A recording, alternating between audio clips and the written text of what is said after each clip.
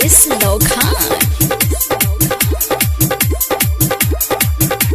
Mummy papa कहे दिन से रहुए ना घरे, पाइए के छूटा खेते लागेला तू चोरे, पाइए के छूटा खेते लागेला तू चोरे। मम्मी पापा कहे दिन से बरुए ना घरे, पाइए के छूटा खेते लागेला तू चोरे, लागेला तू चोरे। बाडल लाइल तू कतना भूखाइल तनी भीतर से डरता, बाडल लाइल तू कतना भूखाइल जीव भीतर से डरता।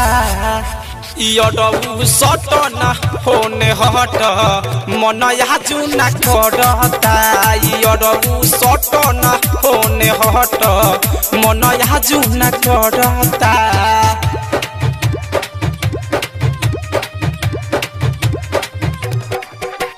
सटना होने हट मन याजू ना करता। डीजे अखिलेश लोखान।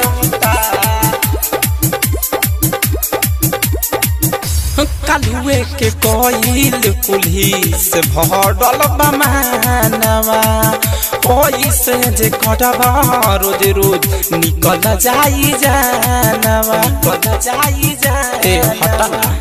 हाँ कालुए जे कोइल कुल्ही से भरल बमानवा, ओई से जे कटवा रोज रोज निकल जाई जानवा। पेन्हे में सूट सलवार भाजे यडऊ भीतर ले करता, पेन्हे में सूट सलवार भाजे यडऊ भीतर ले डरता। यडऊ सटना होने हट मन याजू ना करता, यडऊ सटना होने हट मन याजू ना करता।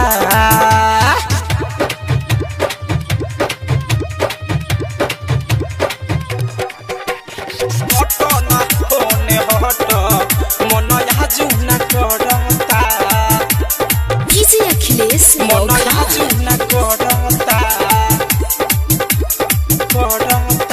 राइटर गुडू अनिल बुझ मजबूरी, आशिक प्रेमी सैया बना के राख दूरी, बना के राख दूरी। राइटर गुडू अनिल बुझ मजबूरी, आशिक प्रेमी सैया बना के रह दूरी। भइब तू कतना जवानी के चिकन मन तोहर ना भरता, खोइब तू कतना जवानी के चिकन मन तोहर ना भरता। यडऊ सटना होने हट मन याजू ना करता, यडऊ सटना होने हट मन याजू ना करता। Bajrang digital recording.